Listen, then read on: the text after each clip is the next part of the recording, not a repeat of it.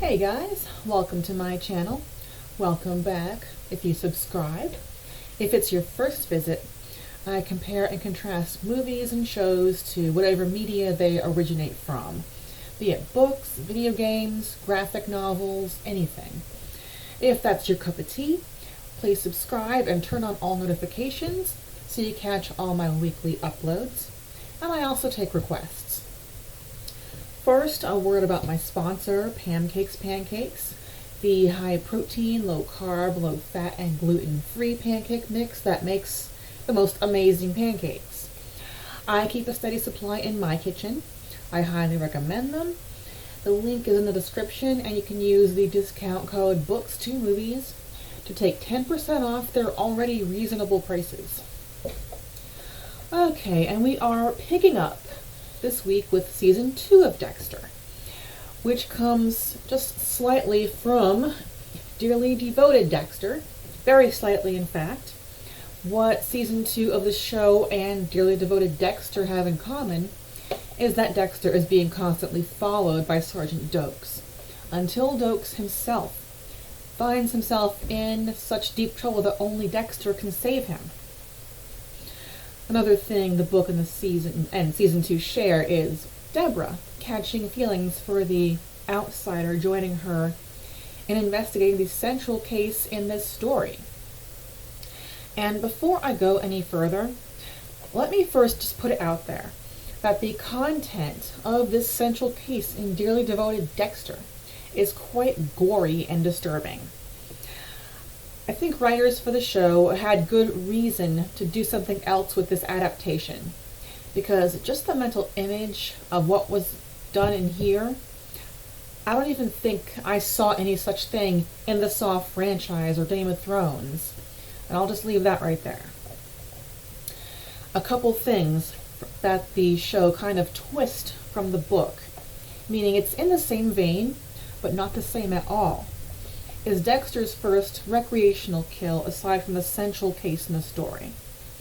In the show, we recall that slimy car salesman with a bad wig who has an unhealthy appetite for brunettes.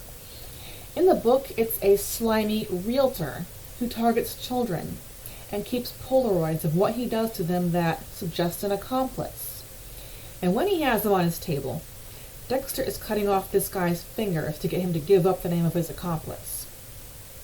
Also, the show characters of Special Agent Lundy and Leones, who was Dokes' contact in Haiti, are a bifurcation of Kyle Chutsky from the book.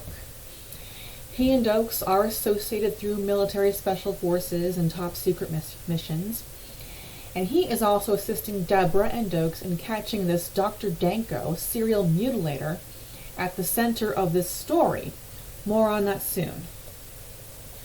What is only in the show, most of us have seen it, we already know, Dexter's near brush with exposure. In the Bay Harbor butcher case that took Miami by storm in the show, when his underwater dumping ground was found by scuba divers.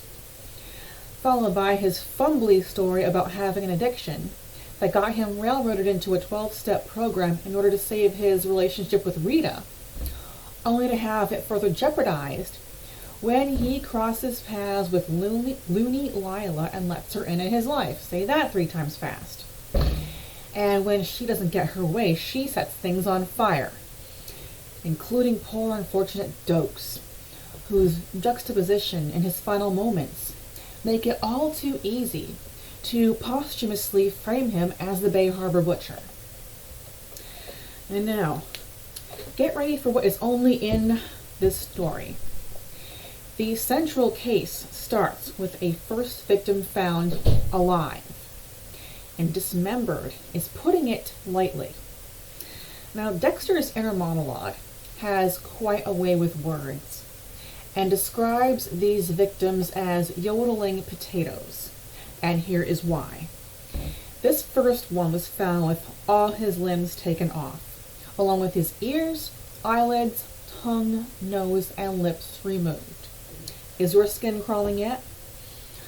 The nature of the case and the clues are what bring in Kyle Chutsky to work with Deborah and Dokes. and they come across 2 more victims done up just like this. Just as also, Kyle and Oakes go missing, and Dexter figures out that this is personal, that the victims have betrayed this Dr. Danko in a way that they have yet to admit. Since the way the victims are done up is a sadistic game of hangman. They catch him just in time to save Kyle and Oakes as much as possible. Kyle is down 1 arm and 1 leg, and Oakes is minus both feet and his tongue. But both were alive at the end of the story, just as Deborah put down Dr. Danko with a single bullet. The story ends with a brief epilogue where Dexter is recognizing an emerging dark passenger in Cody, Rita's younger child, and courting the idea of passing the torch. And that is all for Season 2 of Dexter and Dearly Devoted Dexter. Thank you so much for watching. Please leave a comment and smash the like button. And we will pick this up next week with Season 3.